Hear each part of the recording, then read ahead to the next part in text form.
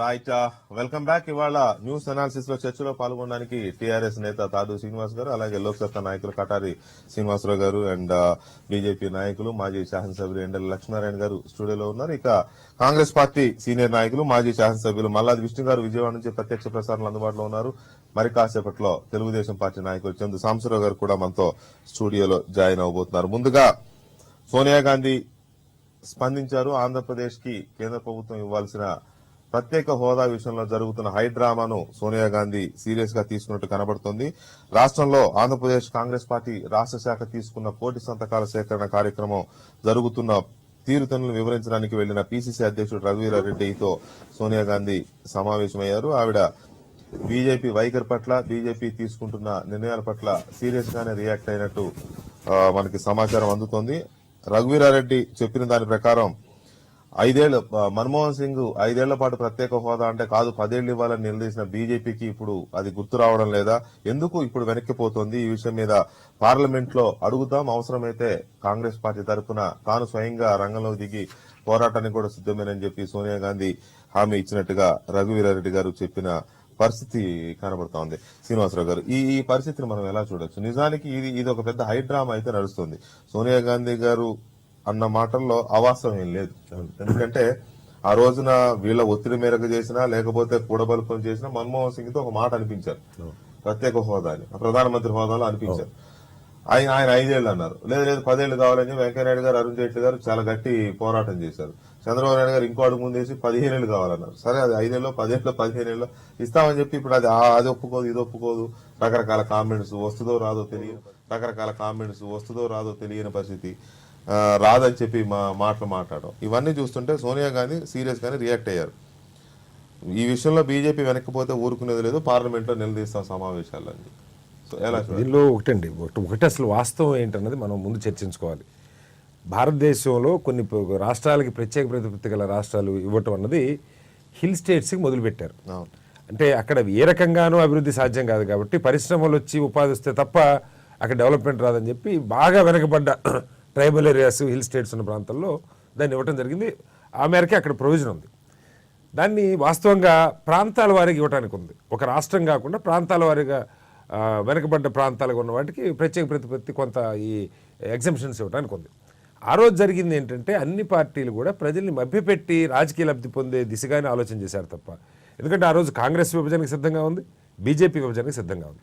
విభజనకు చేస్తున్నప్పుడు మరి ఇద్దరికీ రాజకీయ లబ్ధి కావాలి కాబట్టి ఏదో ఒకటి మేము అది జరుగుతుందో తర్వాత చూసుకుందాం అన్న రీతిలో ఇద్దరు మభ్యపెట్టి చేసిన మాట.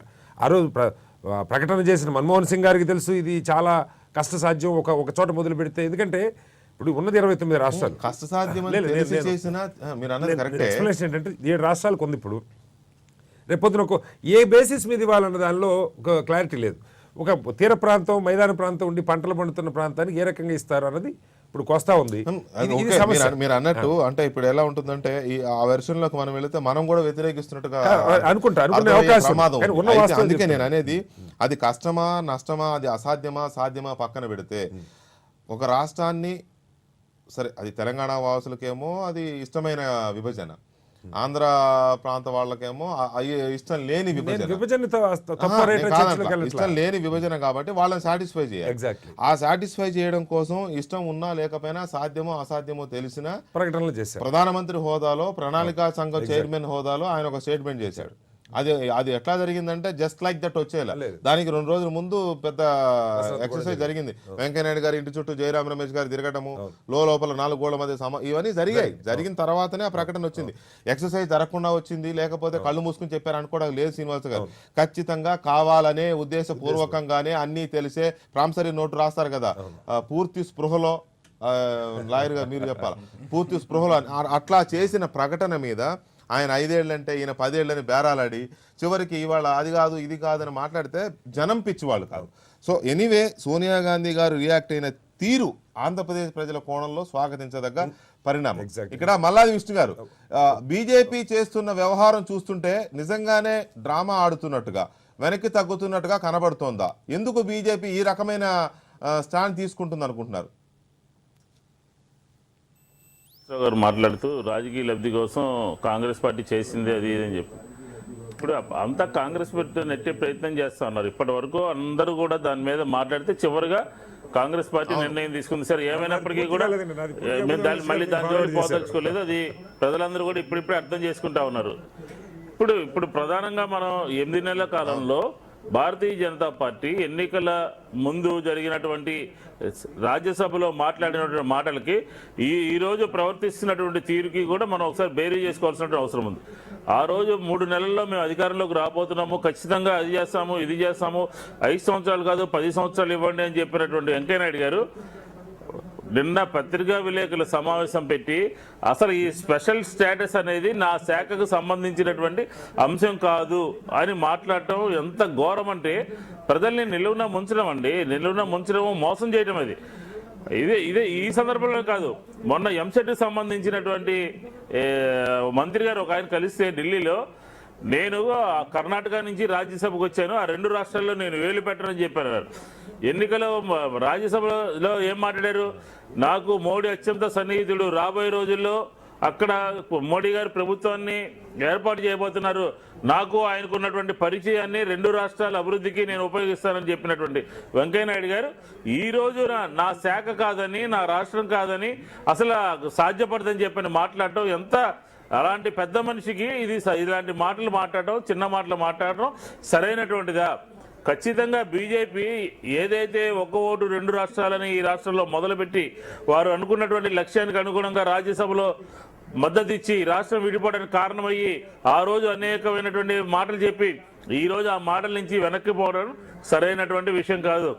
ఇది ఖచ్చితంగా తెలుగు ప్రజల్ని, సీమాంధ్ర ప్రజల్ని మోసం చేయడమే అని చెప్పని మనం మాట్లాడుకోవాల్సినటువంటి అవసరం ఉంటుంది. ఇది ఈరోజు మనం ఏదో ఆరోపించడం కాదు, నేనేదో ఆరోపించడం కాదు. ఖచ్చితంగా రాజ్యసభలో మాట్లాడినటువంటి మాటలు, లేకపోతే వెంకయ్యనాయుడు గారు ఒక పుస్తకాన్ని వేసుకున్నారు, దీనంతటికీ కారకుడు ఆయన అన్నట్టుగా మాట్లాడారు. అవన్నీ మర్చిపోయి ఈరోజు వెంకయ్యనాయుడు గారు ఆ రకమైనటువంటి స్టేట్మెంట్ ఇవ్వటము, లేకపోతే ఇంకో బీజేపీకి సంబంధించిన ఇంకో మాట మాట్లాడుతున్నారు, కాంగ్రెస్ సంబంధించినటువంటి ముఖ్యమంత్రులందరినీ ఒప్పించండి అని చెప్పి అన్నారు. అది ఈ రోజు గుర్తొచ్చిందా? మీరు రాజ్యసభలో మాట్లాడినప్పుడు ఏమన్నారు? 2-3 నెలల్లో మా ప్రభుత్వం రాబోతుంది, తక్షణ సాయం కింద 10,000 కోట్లు ఇవ్వాలని చెప్పినటువంటి మీరు 800 కోట్ల రూపాయలు ఇస్తారా? ఇది ఎంతవరకు సమంజసము? ఖచ్చితంగా ఇది ఆంధ్ర రాష్ట్ర ప్రజల్ని మోసం చేయడమే. బీజేపీ ఒక ఎజెండా పెట్టుకుని అధికారంలోకి రావాలి అనే ఒక ఎజెండా పెట్టుకుని పనిచేయడం మూలంగానే ఈరోజు ఆంధ్ర రాష్ట్ర ప్రజలు నష్టపోవడం జరిగింది. అందుకనే రఘువీరారెడ్డి గారు 1,00,00,000 సంతకాల కార్యక్రమం తీసుకోవడం జరిగింది. దానికి విశేషమైనటువంటి స్పందన వస్తుంది. అటు అధిష్టాన వర్గం కూడా, సోనియా గాంధీ గారు కూడా దాన్ని మెచ్చుకోవడం జరిగింది. పార్లమెంటులో నిలదీద్దామన్నారు. ఖచ్చితంగా పార్లమెంటులో నిలదీసేటటువంటి కార్యక్రమాన్ని కాంగ్రెస్ పార్టీకి సంబంధించినటువంటి ఉన్నటువంటి ఎంపీలందరూ కూడా రేపు జరగబోయేటటువంటి పార్లమెంట్లో దీని మీద సభను స్టాల్ చేసి ప్రభుత్వం దీన్ని సమాధానం చెప్పాలి. ఆ రోజు విష్ణు గారు ఇక్కడ నిజంగానే సాంకేతిక పరమైన కారణాలతో ఇవ్వలేకపోతుంది అనుకుంటున్నారా బీజేపీ? లేదు రాజకీయ ప్రయోజనాలు, రాజకీయ పరమైన కారణాలు కనిపిస్తున్నాయా మీకు? ఆ రాజకీయ కారణాలు ఏపీకి సంబంధించిన కారణాలా, జాతీయ స్థాయి కారణాలా? ఒకవేళ అవి అయితే ఎన్నికలకు ముందు మోడీ గారు, చంద్రబాబు నాయుడు గారు మేమిద్దరం మిత్రులము, మాకు ఓటేయండి అని చెప్పారు. మిత్రుడుగా ఉన్నటువంటి వ్యక్తికి నిన్న జరిగినటువంటి నీతి ఆయోగ్ సభలో తీసుకెళ్లి దూరంగా కూర్చోబెట్టారు. అదే కేసీఆర్ గారిని నియంత ఫాసిస్టు అన్నటువంటి దాన్ని ఏదో చిన్న సూచన ఇచ్చారని చెప్పని ఆయన్ని నిన్న మాట్లాడుతుంటే శభాష్ కేసీఆర్ గారు మంచి సలహా ఇచ్చారని చెప్పారు. ఏంటి విపత్కరమైనటువంటి పోకడ? ఈ రాష్ట్రాన్ని విభజించినటువంటి వ్యక్తిని, ఈ రాష్ట్రాన్ని విభజించడానికి కారకుడైనటువంటి కేసీఆర్నేమో శభాష్ అంటారా? ఈరోజు సీమాంధ్ర అన్యాయం జరిగి సీమాంధ్రకు సంబంధించినటువంటి విభజన బిల్లులో పెట్టినటువంటి అంశాల గురించి అడిగేటటువంటి వ్యక్తులనేమో దూరంగా కూర్చోబెడతారా?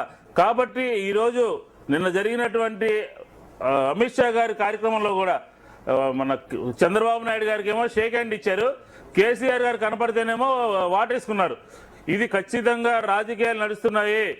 బీజేపీ టీడీపీ రాజకీయాల మూలంగానే ఈ రోజున సీమాంధ్ర నష్టపోతా ఉంది. కేంద్ర ప్రభుత్వం పట్టించుకోవట్లేదు. అది సరైనటువంటి విధానం కాదు.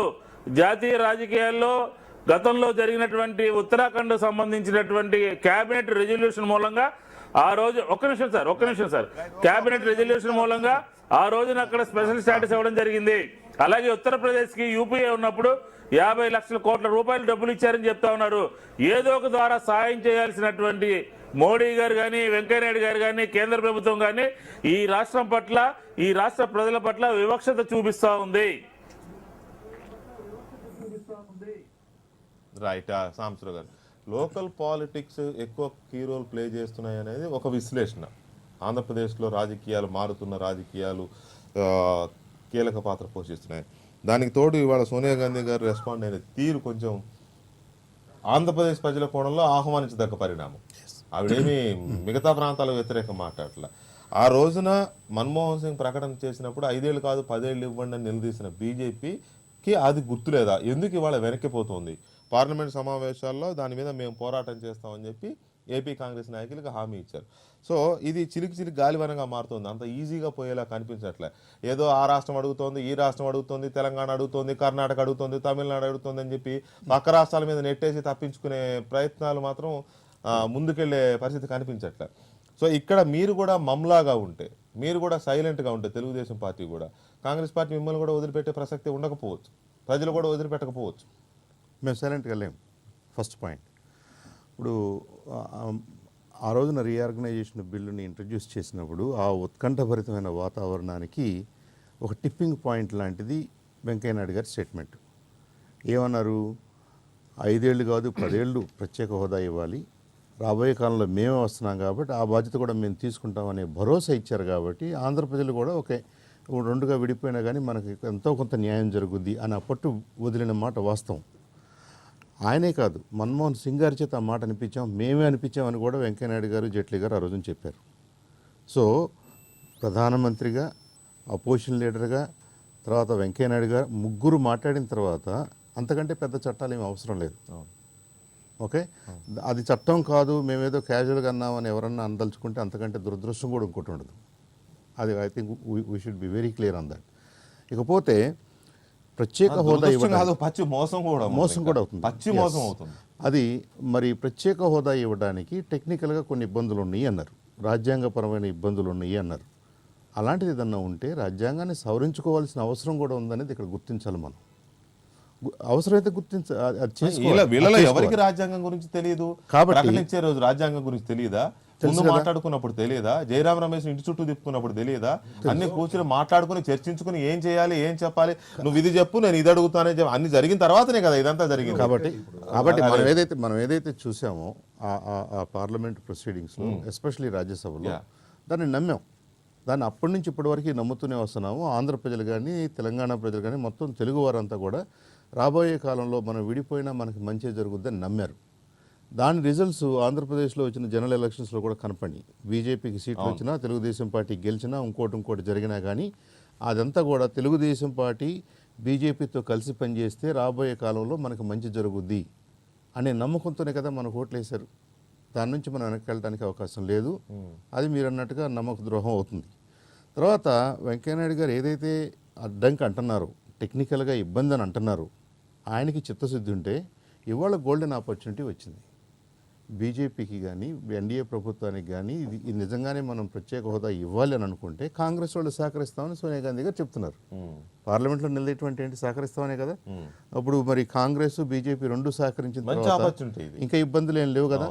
ఐ థింక్ ఇది ఒక మంచి టర్న్ని తీసుకుంటుందేమని నేను అనుకుంటున్నాను. కాంగ్రెస్ వీళ్ళకి ఇవ్వాలనే ఉద్దేశం ఉంటే, ఏపీలో తెలుగుదేశం పార్టీని ఇబ్బంది పెట్టకూడదు అనే ఆలోచన ఉంటే, ఇది తెలుగుదేశం పార్టీ ఏపీ కంటే కూడా పెద్ద విషయం అని నేను అనుకుంటున్నాను. భారతీయ జనతా పార్టీకి కానీ, ఈ దేశానికి కానీ. ఇదేదో ఆంధ్రప్రదేశ్లో 13 జిల్లాల్లో బీజేపీ ఏదన్నా ఒక అలా ఉందని నేను అనుకోను. కానీ ఏదన్నా రాజకీయ కోణం ఉందని ఎవరన్నా అంటే దానికంటే కూడా పెద్ద విషయం అని నేను నమ్ముతాను. కాంగ్రెస్ అబ్జర్వేషన్ ఉంది. ఎందుకంటే ఇది ఒక కొత్త రాష్ట్రాలు ఏర్పడినప్పుడు కొత్త రాష్ట్రాలకు మీరు ఇచ్చే హామీలు ఏంటి, కొత్త రాష్ట్రాలు నిలదొక్కుకోవడానికి మీరు ఏమేం చేయాలి, మీ దయాదాక్షిణ్యాల మీద, సెంటర్ దయాదాక్షిణ్యాల మీద కొత్త రాష్ట్రాలు ఉండకూడదండి.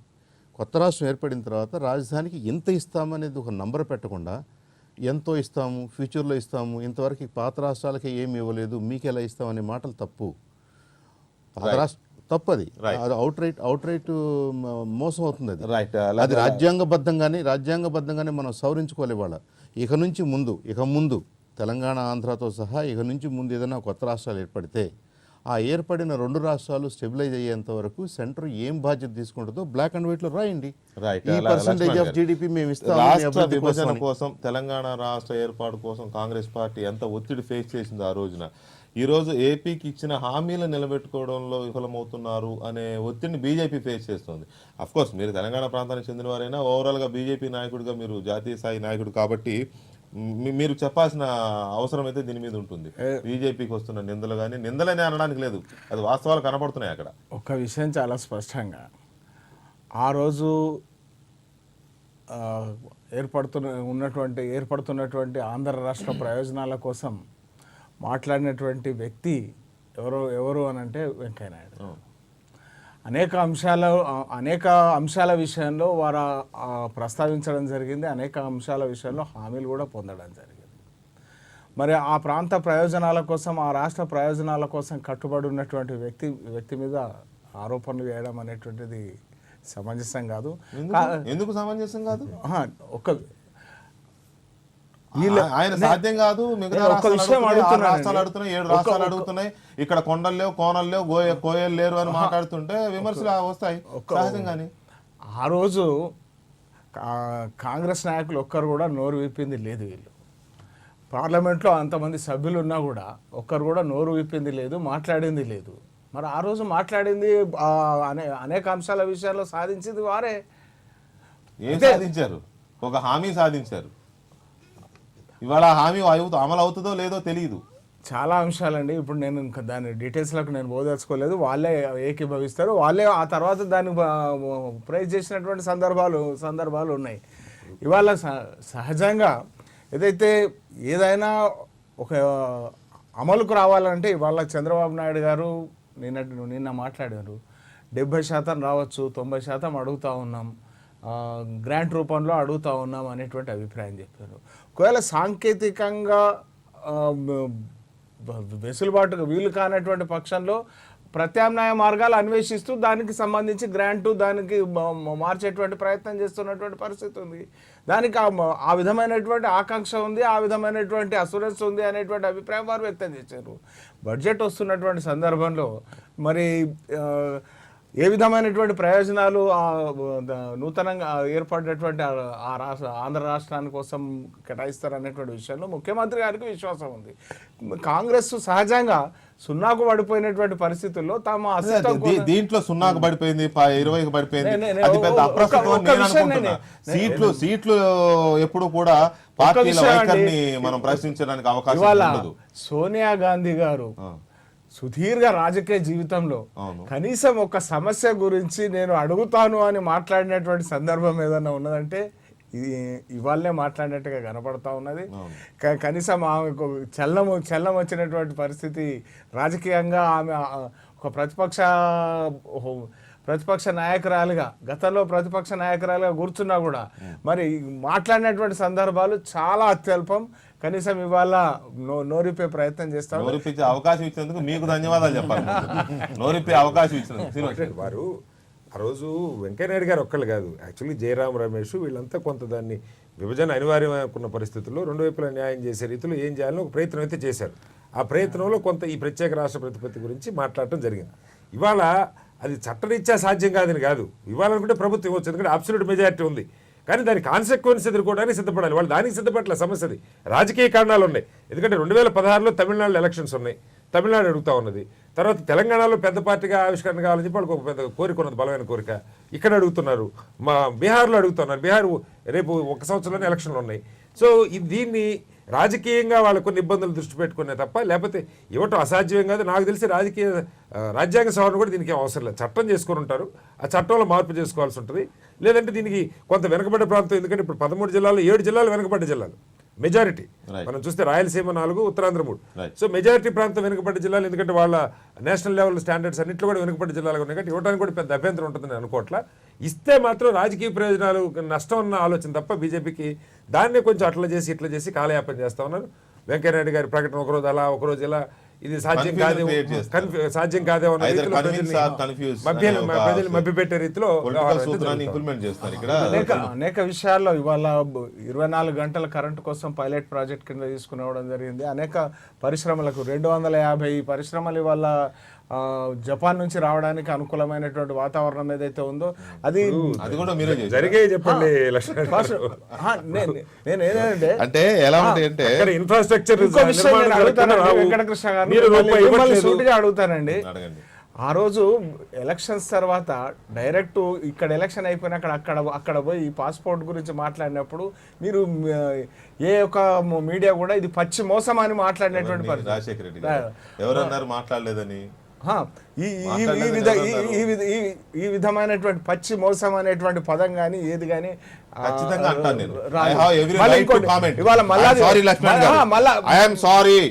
సాంబశివరావు గారు చెప్పిన మాట ప్రధానమంత్రిగా ఒక్క నిమిషం మాట్లాడుతా ఉన్నారు. నేను ఒకటి అడుగుతాను. ప్రధానమంత్రిగా మన్మోహన్ సింగ్ గారు అలాగే ప్రతిపక్ష నేతగా అరుణ్ జైట్లీ గారు వెంకయ్య నాయుడు గారు ముగ్గురు కలిసి ఆ రోజు ఒక ప్రకటనలు ఇచ్చే ప్రయత్నం చేశారు. అది ఇవాళ ప్రజల్ని అవమానించినట్టు అవుతుందని అంటే అది అవమానం కాదు, పచ్చి మోసం అని అన్నారు. Yes, రాజ్యసభ, చట్టసభ, పెద్దల సభ, పెద్దల సభలో ప్రధానమంత్రి ప్రతిపక్ష నేత ఇచ్చిన మాట వెనకదగితే మోసానికి ఏమంటారు సార్?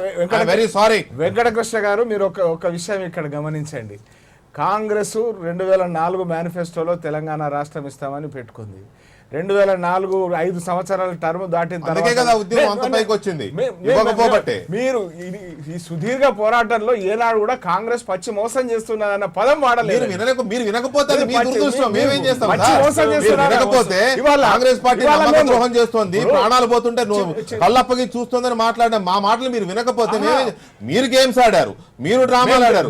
మీరు రాజీనామా చేస్తే మీ నాయకుడు రాజీనామా చేయకుండా ఎక్కడికో దేశాలు పట్టుకుని పొలిటికల్ పార్టీగా మీరు ఆడిన డ్రామాల ముందు విమర్శించే నైతిక అర్హత మీ పార్టీలకు లేదు. కాంగ్రెస్ ను నిలదీసి బిల్లు పెట్టడానికి కోసం ప్రధాన ప్రతిపక్షంగా రెండు రాష్ట్రాలు ఏనాడో పెట్టిన మీరు చంద్రబాబు నాయుడు పొత్తు పెట్టుకుని స్లోగన్ నుంచి అన్నప్పుడు మెజార్టీ రాలేదు. సో అందువల్ల లక్ష్మణ్ గారు, మెజార్టీ వస్తే మీకు లక్ష్మణ్ గారు, ఇవాళ మన రాజకీయాల్లోకి వెళితే అందరికీ ఉన్నాయి మచ్చలు, అందరికీ ఉన్నాయి ఎక్సెప్ట్ టీఆర్ఎస్. ఎందుకంటే అది ఒక ప్రాంతానికి పరిమితమైన పార్టీ కాబట్టి దాని మనం ఈ విషయంలో దానికి కొంత ఫ్లెక్సిబిలిటీ ఉంటుంది, అంతే తప్ప మిగతా వాటికి ఉండదు. రైట్ శ్రీనివాస్ గారు, ఇక్కడ ఏపీకి ప్రత్యేక హోదా వచ్చేసరికి 2 అంశాలు ఒకటి కనపడుతున్నాయి. ఒకటి, తమిళనాడు తెలంగాణ రాష్ట్రాలకు కూడా అడుగుతున్నాయి కాబట్టి ఇవ్వడం కష్టం అనే ఒక మెత్తటి మాట ఒకటి కనపడుతుంది. అంటే కేసీఆర్ గారు పోటీకి వస్తున్నారు ఏపీకి ప్రత్యేక హోదా అని బీజేపీ క్రియేట్ చేస్తుంది. 1 పాయింట్.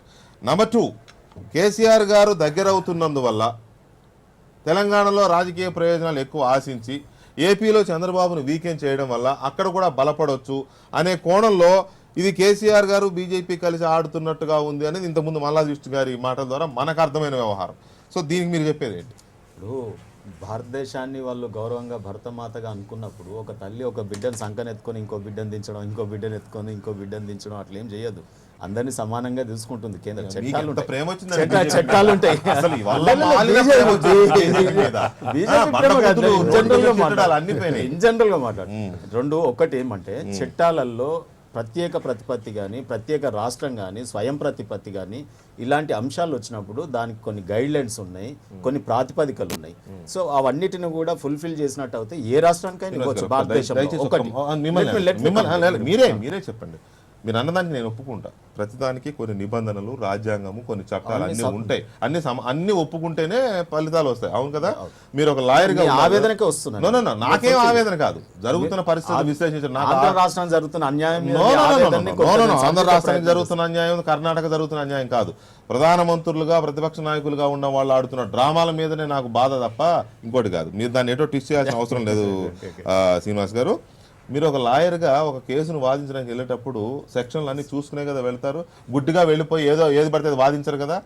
ఇవి అంటే ఇక్కడ మాట్లాడిన ప్రధానమంత్రికి వీళ్ళకి చట్టాలు తెలియకుండా హామీలు ఇచ్చేసారా? ముందు కూడా మీరు అంటూ ఏమంటున్నారంటే భారతదేశ ప్రధానిగా చట్టాలన్నీ అవగాహనతో ఉండి మాట్లాడాల్సి, పార్లమెంట్ వేదికగా మాట్లాడాలి, ప్రతిదీ కూడా చేయగలిగిందే మాట్లాడాలనేది మీ యొక్క పాయింట్. అది అంతే. సో ఆ రకంగా జరిగినప్పుడు ఏంటంటే నేను ఇక్కడ ఏమంటున్నానంటే తెలంగాణ ఒకవేళ ఇప్పుడు ఉన్నటువంటి గైడ్ లైన్స్ని కనుక పాటిస్తే, ఇక్కడ ఉన్నటువంటి ప్రాతిపదికలు పాటిస్తే తెలంగాణ ఎలిజిబిలిటీ చాలా వరకు దగ్గరకు వస్తుంది. ఎందుకంటే మీరు అన్నట్టు కొండలు కోయలు ఉన్నటువంటి ప్రాంతం తెలంగాణ ప్రాంతం. నేను పక్క రాష్ట్ర సోదరులను కూడా ఏమంటున్నా అంటే రెండు నా బాధ కూడా అదే. రెండు దానికి వస్తే రాష్ట్రాలు దీనికి కూడా వస్తుందని నా బాధ. రెండు మీకు రాష్ట్రాలు ఆలోచన మనం లేదు. కలిసి పోరాడదాం. మీకు రాష్ట్ర ప్రయోజనాలు పట్టవు. మీకు మీ పార్టీ ప్రయోజనాలు తప్ప మీకు రాష్ట్ర ప్రయోజనాలు పట్టవు. కంక్లూజన్ కి రానియట్లేదు. నేను అదే సమరైజ్ చేస్తున్నా. మనం భారతదేశంలో ఉన్న రెండు రాష్ట్రాలుగా కలిసి పోరాడినట్టు అయితే ఇంకా ఈజీ అవుతుంది. మీరు అన్నట్టుగా ఈ రోజు కేసీఆర్ గారు ఇంకా దగ్గరగా కన్విన్స్ చేయగలుగుతా ఉన్నారు, కేంద్ర ప్రభుత్వాన్ని చాలా బాగా ఇంప్రెస్ చేయగలుగుతా ఉన్నారు, చాలా బాగా మనం ఉన్న సమస్యల మీద ఆ ప్రభుత్వానికి అవగాహన తెచ్చి కొన్ని ప్రయోజనాలు రాబడతా ఉన్నారు.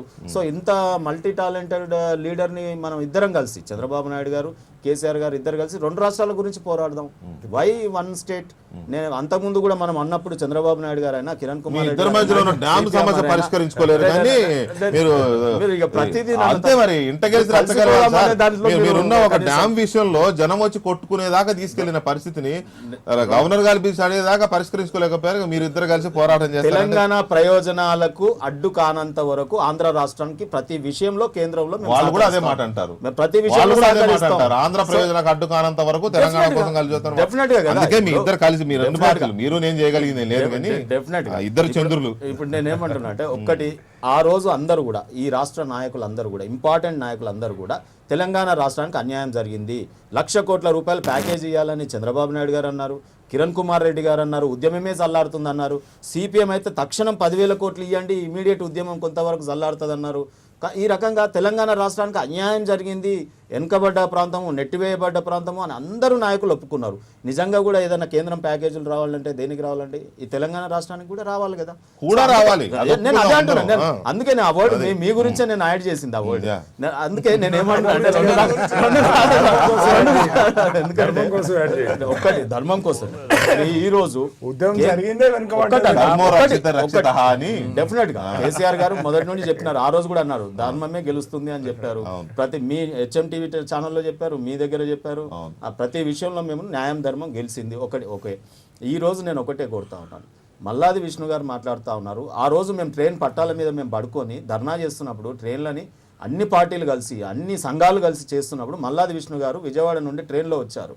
అక్కడికి అడ్డుకోనికి ప్రయత్నం చేస్తే మేము అందరం వెళ్ళి మల్లాది విష్ణు గారు మంచివారు, ఏ ప్రాంతానికి ఉండదు, ఆ ప్రాంత ప్రయోజనాల గురించి కొంతవరకు వాళ్ళు మాట్లాడుతున్నారు, మేము అడ్డుకునే ప్రయత్నం కూడా చేయకుండా ఆపినటువంటి లీడర్లలో నేనున్నాను. ఆ రోజు కేటీఆర్ గారు మేము రైలు పట్టాల మీద ధర్నా చేస్తా ఉన్నాం. అలాంటి విష్ణు గారు ఈరోజు కేసీఆర్ గారిని ప్రధానమంత్రి దగ్గర తీయడం, ఆ రోజు తెలుగుదేశం పార్టీలో కూడా జన్మభూమి లాంటి కార్యక్రమాలు ఎన్నో, చాలా తెలివైన వారు ఆ పార్టీలో చాలా నిర్ణయాలు, విజ్ఞానానికి చెందినటువంటి నిర్ణయాలు, మంచి మంచి నిర్ణయాలు కేసీఆర్ గారు తీసుకున్నారు. తెలుగుదేశం పార్టీ అభివృద్ధిలో ఈ రెండు ప్రాంతాల అభివృద్ధిలో కేసీఆర్ గారి పాత్ర చాలా కీలకమైనది. ఈ రోజు నీతి ఆయోగ్ లో తెలుగుదేశం పార్టీ అర్థం చేసుకోవాలి, నీతి ఆయోగ్ లో కూడా కేసీఆర్ గారి సూచనని, ఒక ఫెడరల్ స్ఫూర్తిని మోడీ గారిని కన్విన్స్ చేయగలిగారు. సో అలాంటి ఉన్నటువంటి మల్టీ టాలెంటెడ్ లీడర్ని ప్రైమ్ మినిస్టర్ దగ్గర తీయగానే మీకు అక్కసు వెళ్ళబుచ్చుకోవడం, ఆ రకంగా మాట్లాడడం అంటే చంద్రబాబు నాయుడు గారిని పక్క కూర్చోబెట్టుకుంటే మీరు సంతోషిస్తారా? ఈరోజు కేసీఆర్ గారిని ముందు కూర్చోబెట్టుకుంటే మీకు ఎందుకంత కోపం వస్తుంది? ఇద్దరిని కూర్చోబెట్టుకోవాలని కోపం మాట్లాడదాం. రెండో విషయం ఇంకోటి కూడా, ఈరోజు కేంద్రం ప్రయోజనాల్లో రైల్వే ప్రాజెక్టులు కానీ, ఈ రోజు ఉపాధి హామీ కొంచెం కొంచెం దూరం పెట్టి కేసీఆర్ గారిని దగ్గర చేస్తున్నారు మోడీ గారు అనే కాంగ్రెస్ పార్టీ అబ్జర్వేషన్ కరెక్టేనా? ఇది ఆ చర్చ ఉందా? ఎందుకంటే విష్ణు గారు చాలా కేటగారికల్ గా చెప్పారు, 2-3 సందర్భాలు చెప్పారు. 2-3 సందర్భాల్లో కూడా మోడీ గారు చంద్రబాబు నాయుడు గారిని దూరం పెడుతున్నారు, రాష్ట్రాన్ని విభజించి వెనకబడి ఇది బాగా దెబ్బతిన్న రాష్ట్రం తెలిసి కూడా ఈ రాష్ట్ర ప్రయోజనాలు అడుగుతున్న ముఖ్యమంత్రినేమో మెల్లమెల్లగా దూరం చేస్తున్నారు, అన్ని ఉన్న రాష్ట్ర ముఖ్యమంత్రిని దగ్గర తీసుకుంటున్నారని విష్ణు గారు చాలా కేటగిరికల్ కామెంట్ చేశారు. విష్ణు గారితో నేను ఏకీభవించాను. ఎందుకంటే ఇప్పుడు నేను దాదాపు మన 5గురిలో మీకు చాలా దూరంగా ఉన్నాను. అంటే మీకు నేను చాలా దూరంగా ఉన్నానని అనుకుంటున్నారు. మీ సూత్రం ఏంటంటే వడ్డించేవాడు మనవాడైతే బంతిలో ఎక్కడ కూర్చున్నా మనకు పెట్టేది పెడతాడని. కాబట్టి ఇది రాజకీయం అనుకుంటా సాంబశివరావు గారు, దయచేసి రాజకీయంలో అట్లా ఉండదు. ఎగబడిన వాడిది అవకాశాలు, గుండె లాక్కున్న వాడిది అవకాశం. దగ్గరలో కూర్చోవాలని గంట ముందే వచ్చి ప్రయత్నం చేసి కష్టపడి కూర్చున్నాయిడా. కాబట్టి కాబట్టి అన్నిసార్లు అదే నిజం కాదు, అదే కరెక్ట్ కాదు. కేసీఆర్ గారు ఒక సీనియర్ రాజకీయ నాయకుడు, ఒక రాష్ట్రానికి ముఖ్యమంత్రి. చంద్రబాబు నాయుడు గారు ఒక senior strategy. Both are good. ఎవరిని మనం బిలిటిల్ చేయాల్సిన అవసరం లేదు. ఈ రెండు రాష్ట్రాల ముఖ్యమంత్రుల్ని, ఈ రెండు రాష్ట్రాలని చూసుకోవాల్సిన బాధ్యత ప్రధానమంత్రి గారికి ఉంటుంది. ఒకరోజు ఆయన పక్కన, అటు పక్కనో, కుడి పక్కనో, రేపు ఇద్దరు నుంచున్నారనుకోండి, విష్ణు గారు ఏమంటారంటే చూసారా కేసీఆర్ గారు కుడి పక్కన నుంచున్నాడు, చంద్రబాబు గారు ఎడం పక్కన కుడి భుజం కాస్త ఎడభుజం అయిపోయింది, ఎడభుజం కాస్త కుడి భుజం అయిపోయింది. కాబట్టి అలా అది I don't believe in those things. కానీ మొత్తం మీద రెండు రాష్ట్రాల విషయంలో ఎక్కడ నిలబడ్డారు వారు వడ్డించే దాన్ని బట్టి ప్రయారిటీలు ఏమిస్తున్నారు అన్నారు కదా, వడ్డించేవాడు మనవాడే. అదే వడ్డించేవాడి ప్రయారిటీస్ మారినట్టుగా కనపడుతుంది కదా ఈ మధ్య. బయట చర్చ భయాలు అనుమానాలు ఉన్నాయి కొన్ని. టీఆర్ఎస్ భాజపా కలిసి ప్రభుత్వాన్ని ఫామ్ చేస్తారు, చర్చ బహిరంగంగానే జరుగుతుంది. బహిరంగ జరుగుతుంది, కాబట్టి అందులో దీంట్లో డౌటే ఉంది. ఇంకా అందులో రాజకీయాలు వీళ్ళేదో కాదు లేదు అన్నా కూడా పూర్తిగా ఓపెన్ గా క్లియర్ మంత్రి కనపడుతుంది. పదవులు షేర్ చేసుకోవడం దగ్గర నుంచి బీజేపీ గవర్నమెంట్ లో జాయిన్ అవుతున్నారని ప్రచారం జరుగుతుంది బయట. ఈ మధ్య కాలంలో చేర్చుకుంటే లేదని మాత్రం మంచిదే. అనట్లేదు. ఈ మధ్య లేదని అంటారు నాకు తెలుసు. చాలా స్పష్టంగా లేదండి. చూద్దాం. ఇది ఒకటి ఇది మీరు క్రియేషన్. ఇది క్రియేషన్. రాజకీయాలు ఇది పత్రికలకు పని లేదు, మీడియాకి పని లేదు, వాస్తవాన్ని అంగీకరిస్తారు మాతో. మీడియాకి ఊహాగానాలు, పత్రికలకు పని లేదు. మీరు ఇంకొక 45 రోజులు ఆగితే తెలిసిపోతుంది ఎవరెవరు కేంద్రంలో ప్రమాణ స్వీకారం చేస్తారనేది మేము కళ్ళతో చూస్తాం. చూద్దామండి, ఓకే, రైట్. మనం ఇంకొక అంశంలోకి వెళదాము, చాలా కీలకమైన అంశం ఇది. విష్ణు గారు, నిజానికి ఇక్కడ ఏ వర్గ ప్రజలకి ఎలాంటి ప్రయోజనాలు వచ్చినా మనం వాటిని ఏదో ఆ ప్రయోజనాలు అడ్డుకోవడమో లేదా ప్రయోజనాలు మనం తప్పుపట్టడం మన ఉద్దేశాలు కావు. నేను ఎందుకు చెప్తున్నానంటే ముందే ఇప్పుడు మనం చర్చించబోయే అంశాలు కొన్ని వర్గాల ప్రజలకు సంబంధించి వీళ్ళేదో బాధపడిపోతున్నారు మాకు లాభాలు జరుగుతుంటే అనే సెన్స్ వెళ్ళకూడదని నేను క్లారిటీ ఇస్తున్నాను. ఎవరికైనా ఏ ప్రభుత్వమైనా కొన్ని ప్రయోజనాలు కలిగిస్తున్నప్పుడు ఆ ప్రయోజనాలను మనం స్వాగతిస్తూనే అదే ప్రయారిటీనా, మిగతా అంశాలకు ప్రయారిటీ ఎందుకు ఇవ్వరు అనే దాని మీద చర్చించడం మన ఉద్దేశం కావాలి, ప్రభుత్వ వర్గాలైనా మీడియాకైనా. ఇవాళ ఈ ప్రాంతంలో కానీ ఆ ప్రాంతంలో కానీ ప్రభుత్వ ఉద్యోగులకు ఇస్తున్న ప్రయారిటీస్ చూస్తుంటే ఆశ్చర్యం వేస్తుంది. నిజానికి తెలంగాణ ఉద్యోగులు తెలంగాణ ఉద్యమంలో చురుగ్గా పాల్గొన్నారు, అసలు ఉద్యోగులు లేనిది ఉద్యమమే లేదు అనే స్థాయిలో ఉంది. కాబట్టి వీళ్ళు ఇక్కడ చేసిన సకల జల సమ్మెని పదవి బాధ్యతలు అదే ఉద్యోగ కాలంగా నిర్ణయించి వాళ్ళకి జీతాలు ఇచ్చారు, ఇంకా 43% ఫిట్మెంట్ ఇచ్చారు, ఇంకా ఏదడితే అది ఇస్తున్నారు. ఆ రోజు ఉద్యమంలో పాల్గొన్న ఉద్యోగ సంఘాల నాయకులందరికీ ఎమ్మెల్సీలో ఎమ్మెల్యేలో లేకపోతే ఇంకోటో పదవులు ఇచ్చి సాటిస్ఫై చేస్తున్నారు. తద్వారా ఉద్యోగ సంఘాలకు కొత్త నాయకులు వస్తున్నారు. తెలంగాణలో జరుగుతున్న కార్యక్రమం ఇది. ఇక ఆంధ్రప్రదేశ్, అక్కడ కూడా రాష్ట్రం వద్దని చివరి దశలో ఒక రకంగా నిర్ణయం జరిగిపోయిన తర్వాత వచ్చిన ఉద్యమం అది. I'm sorry to say this. ఈ రకంగా మాట్లాడడం కొంచెం బాధాకరమైనా కూడా నిర్ణయం జరిగిపోయిన తర్వాత చేసిన హడావుడిగా కనబడిన ఉద్యమం అది. ఆ రోజున అందరూ అనుకున్నది కూడా ఆ రోజున. అలాంటి పరిస్థితుల్లో 80 రోజులు ఉద్యమం చేశారు కాబట్టి ఆ 80 రోజులకు కూడా ఉద్యోగ కాలంగా వాళ్ళకి సాధారణ లీవులుగా పరిగణిస్తూ ఒక్కొక్క ఉద్యోగికి 50 నుంచి 2 లక్షల వరకు ప్రయోజనం కలిగే విధంగా ప్రభుత్వం నిర్ణయం తీసుకుంటోంది. ఆల్రెడీ ఇప్పటికే 60 ఏళ్లకు రిటైర్మెంట్ వయసును పెంచారు.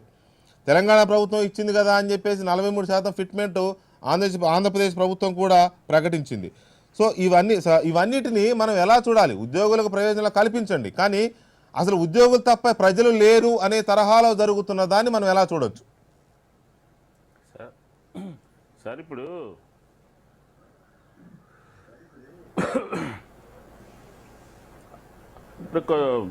మీరన్న మాటలతో నేను ఏకీపిస్తానే. ఇందాక టీఆర్ఎస్ మిత్రులు ఒక మాట చెప్పారు, అంటే పాత విషయం ఒకటి మాట్లాడి దీని మీదకి వస్తాను సార్. నేను కేసీఆర్ గారిని లేకపోతే ఎవరిని కించపరచలేదు. నేను అన్నది ఏంటంటే తెలంగాణ రాష్ట్రం రాకముందు మాకు తెలంగాణ ఇవ్వండి, సీమాంధ్రకి మీకు ఏం కావాలంటే చేయండి. హరీష్ రావు గారు కేసీఆర్ గారు పదే 100 సార్లు చెప్పారు తెలంగాణ రాష్ట్రమే వాళ్ళ లక్ష్యం అన్నట్టు. వచ్చిన తర్వాత మాకు కూడా స్పెషల్ స్టేటస్, మాకు కూడా అది ఈ రాష్ట్రం విభజించబడి లేకపోతే ఇక్కడ ఆర్థిక లోటు ఉండి ఇబ్బందులు ఉంటే మీరు ప్రతిదానికి కూడా మాకు ఇవ్వాల్సింది కూడా మీరు కూడా కావాలని పదే అడగటము, మోడీ గారి మీద మీ ప్రభావం ఉండే విధంగా మీరు ప్రవర్తించడం, దాని మీద నేను క్వశ్చన్ చేశాను. అంతే తప్ప శభాష్ అన్నందుకు కానీ పోయినందుకు కానీ ఇద్దరు వాటేసుకున్నందుకు కానీ ఇద్దరు కలిసినందుకు కానీ మాకు ఎటువంటి అభ్యంతరం లేదు. మీరు ఇప్పుడు వెంకయ్యనాయుడు గారు ఏం చెప్తున్నారు, పక్కన ఉన్న రాష్ట్రాలు కూడా అడుగుతా ఉన్నాయి, ఇబ్బందులు వస్తూ ఉన్నాయి పక్క రాష్ట్రాలతో అని చెప్తా ఉన్నారు. ఆ కాంటెస్ట్ లోనే నేను మాట్లాడడం జరిగింది. నెంబర్ 1. నెంబర్ 2, సాంబశివరావు గారు చాలా నాకు గౌరవమైనటువంటి వ్యక్తి. ఆయన మాట్లాడుతూ కూడా కొంత క్రిటిసైజ్ చేశారు. నేను అనేది ఏంటంటే మీరిద్దరు కూడా మోడీ గారిది నాది ఒకటే కెమిస్ట్రీ, మీ ఇద్దరం డెవలప్మెంట్ యాక్టివిటీస్, నేను ఎన్డీఏలో భాగస్వామిగా, మీరు ఇక్కడ ఇద్దరు మంత్రులు అక్కడ మంత్రులు ఇద్దరు ఉన్నారు, మీరెందుకుని ప్రశ్నించట్లేదు, మీరెందుకుని క్వశ్చన్ చేయట్లేదు, మీరెందుకుని గట్టిగా కేంద్రాన్ని నిలదీయట్లేదు అనేదే మా బాధ. అది కూడా కాకుండా మొన్న ఢిల్లీలో పత్రికా విలేకరుల సమావేశం జరిగితే అక్కడ విలేకరులందరూ కూడా క్వశ్చన్ చేస్తే ఆయన అనుభవం కలిగినటువంటి వ్యక్తి ఆ కేంద్రంతో సఖ్యతగా ఉంటేనే రాష్ట్రానికి నిధులు వస్తాయని చెప్పారు. కానీ పెట్రోల్ డీజిల్ రేట్లు పెంచినా, రైల్వే ఛార్జీలు పెంచినా, లేకపోతే ఇంకా రకరకాలకు పెంచినా కూడా గతంలో 33 మంది పార్లమెంట్ సభ్యులు ఉన్నటువంటి కాంగ్రెస్ ప్రభుత్వం ఏం చేస్తుందంటే పదే పదే హోంకరించేటటువంటి చంద్రబాబు నాయుడు గారు ఇప్పుడు ఎందుకు సైలెంట్ అయిపోయారో సందర్భం వచ్చినప్పుడు సాంబశివరావు చెప్పాలి. ఇప్పుడు ప్రధానంగా మీరు అడిగినటువంటి ఉద్యోగస్తులకు సంబంధించి ఈ రాష్ట్రంలో ముఖ్యమంత్రి గారు ప్రమాణ స్వీకారం చేసిన తర్వాత ఆయన ఇచ్చినటువంటి హామీలన్నీ కూడా పక్కదారి పట్టినాయి. ఒకే ఒక అంశము 60 సంవత్సరాలు పెంచుతానని చెప్పిన అంశం కానివ్వండి, లేకపోతే పక్క రాష్ట్రం ఇచ్చిందని దాని మీద 43 బెనిఫిట్స్ ఇవ్వడం కానివ్వండి, ఈరోజు మళ్ళీ సాధారణ ప్రత్యేక సెలవులుగా దాన్ని ట్రీట్ చేయడం కానివ్వండి, అంటే ఉద్యోగస్తులకి ఈ ప్రభుత్వము సరెండర్ అయిపోయింది. ఎందుకంటే ఆయన నిన్న కాక మొన్న ఉద్యోగస్తులందరూ పోతే మీ పనితీరు మెరుగుపరుచుకోవాలి, మీరు సరిగా పనిచేయట్లేదు, సక్రమంగా పనిచేయట్లేదు అని ఒక పక్క చెప్తానే వారి పనితీరు గురించి పట్టించుకోకుండా వారిని ప్రసన్నం చేసుకోవడం కోసం ముఖ్యమంత్రి గారు ఇలాంటి కార్యక్రమాలన్నీ చేస్తూ ఉన్నారు. కాబట్టి ఇది సరైనటువంటి విధానం కాదు.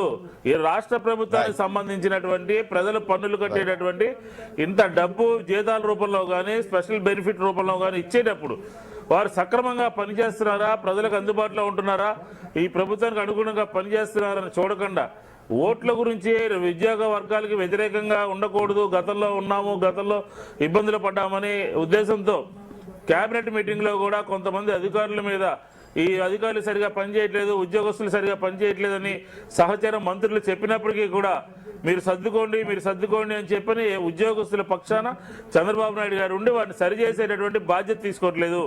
కాబట్టి ఖచ్చితంగా ఈ ప్రభుత్వము ఈ ఉద్యోగస్తులకి సరెండర్ అయిపోయినటువంటి ప్రభుత్వము. కరెక్ట్. అది ఎన్నికల ముందే జరిగింది. ఎన్నికలు అయిన తర్వాత ఎన్నికల ముందే సరెండర్ అయినట్టు కనపడతా ఉంది. ఏ స్థాయికి వెళ్ళిపోయిందంటే ఉద్యోగ సంఘాల నాయకులే కొంతమందికి ఎమ్మెల్యే టికెట్లు ఇప్పించే స్థాయిలో ఆ రోజున పార్టీని ప్రభావితం చేసిన పరిస్థితి. ఇవాళ ప్రభుత్వం ఏర్పడిన తర్వాత ఇంకొక విషయం సార్ చెప్పండి. ముఖ్యమంత్రి చంద్రబాబు నాయుడు గారు చెప్పండి. 5-6 కలుస్తారు డైరెక్ట్ గా, ఎమ్మెల్యేలు ఎంపీలు ఎవరో కలరు. ఆ 5-6 ఉద్యోగ సంఘాలకు సంబంధించినటువంటి 2 నాయకులు ఉన్నారు. ఆయన పేషీలో డైరెక్ట్ గా రావచ్చు, డైరెక్ట్ గా పోవచ్చు అని చెప్పి ఆ పేషీ నుంచే బదిలీలు, ఆ పేషీ నుంచే ఇంకా రకరకాలైనటువంటి కార్యక్రమాలకు కూడా చంద్రబాబు నాయుడు గారు అనుమతి చెప్పిన వాళ్ళకే పోస్టింగులు. ప్రజాప్రతినిధులు కలవకుండా ఉద్యోగ సంఘాల నాయకుల్ని డైరెక్ట్ గా కలవడము, డైరెక్ట్ గా వాళ్ళ పేషీల అధికారులకి చంద్రబాబు నాయుడు గారు చెప్పడం కూడా ఇది సరైనటువంటిది కాదు. వారితో పరిచయించలేరు. ఉద్యోగ సంఘాల నాయకులకు ఇవ్వాల్సిన స్థానంలో కాకుండా అధికంగా ఇవ్వడం మూలంగా ఉద్యోగ సంఘాల నా భావన.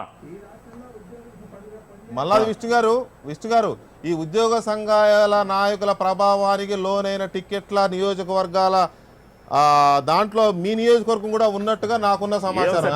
పెద్ద ఐడియా లేదు కానీ ఇక్కడ మొన్నటి దాకా కూడా ఉంటే నాకు అభ్యంతరం లేదు.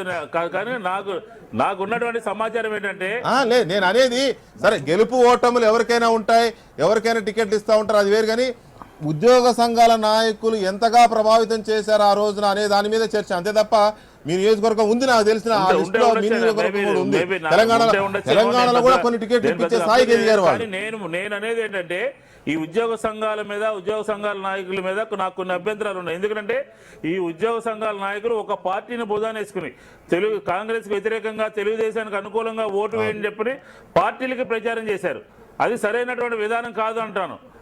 పార్టీల పక్షాన్ని నిలబడి దానికి నజరానా పార్టీల పక్షాన్ని నిలబడి ఉద్యోగ సంఘాల నాయకులు ఫలానా వాళ్ళకి ఓటు వేయండి, ఫలానా వాళ్ళకి ఓటు వేయద్దు అన్నారు. కానీ అల్టిమేట్ గా రాష్ట్రాన్ని విభజించి 2 సార్లు ఉత్తరం ఇచ్చి టీఆర్ఎస్ లో 2009లో పొత్తు పెట్టుకున్నటువంటి చంద్రబాబు నాయుడు గారికి మొట్టమొదటి సన్మానం విజయవాడలో చేశారు ఉద్యోగ సంఘాల నాయకులు. ఏ ముఖం పెట్టుకుని సన్మానం చేశారు? ఏ విధంగా వారి యొక్క లక్ష్యం సమైక్యాంధ్రకు భిన్నంగా ప్రవర్తించినటువంటి ముఖ్యమంత్రికి ఏ విధంగా సన్మానం చేశారని చెప్పి నేను అడుగుతా ఉన్నాను. పైగా ఎన్నికల ముందు వీళ్ళు ముందుగా ఒక పార్టీ దగ్గరికి వెళ్ళి అక్కడ సరైన ఇది దొరక మళ్ళీ ఈ పార్టీ దగ్గరికి వచ్చారు. అది కూడా చూసాం కదా మనం, అవి కూడా కనపడినాయి. సో ఇక్కడ కరెక్ట్ ఇక్కడ సాంబశివరావు గారు ఉద్యోగుల సంక్షేమము, ఉద్యోగుల అభివృద్ధి, వాళ్ళ అవసరాలు తీర్చడం ప్రభుత్వాల విధి. ఖచ్చితంగా కష్టపడే ఉద్యోగులకు సంబంధించి వాళ్ళకు హ్యాపీగా ఉండే విధంగా జీతభత్యాలు ఉండడం, వాళ్ళకు అవసరం ప్రయోజనాలు చేయడం, వాళ్ళకి ఏ కష్టమైనా కలిగితే ప్రభుత్వం నొచ్చుకోవడం, ఇది అవసరమే కాదని ఎవరంటలా. ఇక్కడ కాకపోతే ఉద్యోగులతో పరిచయించుకోవడం వేరు, ఉద్యోగుని ప్రసన్నం చేసుకోవడం వేరు. ఇక్కడ ప్రసన్నం చేసుకునే కార్యక్రమం ఎక్కువగా నడుస్తూ ఉంది. ఉద్యోగ సంఘాల నాయకులు ఆడింది ఆట పాడింది పాట, ఆడింది ఆట పాడింది పాట కాదు, ఆడించింది ఆట పాడించింది పాట, అట్లా ఉంది వాళ్ళ పరిస్థితి. Yes I'm telling. తర్వాత ఇప్పుడు నేను చెప్పిన లిస్ట్ ఉంది కదా, ఇదే ఫస్ట్ ప్రయారిటీగా తయారవుతుంది. అంటే ముందు విష్ణు గారికి ఇందాక నాకు విష్ణు గారికి కలిపి చెప్పండి, ఎందుకంటే మా ఇద్దరు వర్షం ఒకలాగే ఉంది. ఆయన ఫీల్ అయినట్టున్నాడు, నేనే ఆయన మాట్లాడుకుందాం అని చెప్పాను. వదిలేండి దాని గురించి, ఎందుకంటే టాపిక్ డైవర్ట్ అయిపోతుంది, చెప్పాను. ఇష్యూ అయిపోతుంది. ప్లీజ్. రెండోది ఏంటంటే అదే కోక చెందింది ఈ ఆరోపణ కూడా. ఉద్యోగ సంఘ నాయకులు వచ్చినంత మాత్రాన ఉద్యోగ సంఘ నాయకులే ప్రభుత్వాన్ని నడిపిస్తున్నారు అనుకునే దాంతో నేను ఏకీభవించాను. ఉద్యోగులు నడిపించాలి, కుదరదు సాంబశివరావు గారు, ఉద్యోగులే నడిపించాలి ప్రభుత్వాలు. ఆ సెన్స్ లో కాదు, మీరు అందరు పోస్టింగ్లు రాజకీయ వాళ్ళు రాజకీయాలే నడిపిస్తున్నారు, రాజకీయాలు చేస్తున్నారు అనేది దాంతో నేను ఏకీభవించను అంటాను. మీకు తెలియదా? అయితే నేను నా ఎక్స్ప్లెనేషన్ ఉండండి. ఇటు తెలంగాణలో కానివ్వండి, ఆంధ్రాలో కానివ్వండి, ఉద్యోగస్తులు జనరల్గా చదువుకున్న వాళ్ళు they can influence the general mind set. ప్రజల్ని ప్రభావితం చేసే పరిస్థితిలో వాళ్ళు ఉంటారు. కాబట్టి వాళ్ళ ఆలోచన వాళ్ళు గనక పార్టిసిపేట్ చేస్తే ఆ ఉద్యమానికి పట్టు వస్తుంది. ఇక్కడ మనం చూసాం, తెలంగాణలో చూసాం, కాదంటానికి లేదు, వాళ్ళ పాత్ర లేదు అంటానికి లేదు. అలాగే ఆంధ్రప్రదేశ్లో కూడా వాళ్ళు డెసిషన్ మేకర్స్. ఎలాంటి డెసిషన్ మేకర్స్, ఎలాంటి డెసిషన్స్కి వాళ్ళు ఓతం ఇవ్వగలరంటే, బాబు గారు మొదటి నుంచి మాట్లాడుతున్నారు, మనకి లేదు, మన దగ్గర వస్తువులు లేవు, అవసరమైతే మనం ఇంకో 4 గంటలు ఎక్కువ పనిచేయాలి, అవసరమైతే మన లగ్జరీస్ని తగ్గించుకోవాలి అని మాట్లాడుతూనే ఇవాళ ఫిట్మెంట్ విషయంలో కానీ లేదంటే ఇవన్నీ కూడా వాళ్ళకి ఇస్తున్నట్టుగా కనపడుతుంది మనకి. ఈ రెండు కూడా బ్యాలెన్స్ చేసుకోవడం కోసం ఆయన ట్రై చేస్తున్నాడు. మీరు ఎక్కువ పని చేయండి, ఎక్కువ పని చేయాల్సిన పరిస్థితులు ఉన్నాయి, మనం కష్టపడి పని చేద్దాం, at the same time I have to take care of you also. ప్రభుత్వం ఇప్పుడు డబ్బులు ఇవ్వకుండా, జీతాలు ఇవ్వకుండా మీరు ఇంకా ఎక్కువ పని చేయండి అంటే అసలు పనికే మోసం వస్తుంది. ఎక్కువ పని చేయించడం కార్మిక చట్టాలకు విరుద్ధం. ఎక్కువ పని అంటే ఇక్కడ వాలంటీర్లీ. ఇప్పుడు మీరు చంద్రబాబు గారు 18 గంటలు పనిచేస్తూ అంటున్నారండి. ఏ చట్టం వచ్చి ఆయన అరెస్ట్ చేస్తే చెప్పండి కృష్ణ గారు? చట్టాలు స్ఫూర్తి మాట్లాడుతున్నాడు.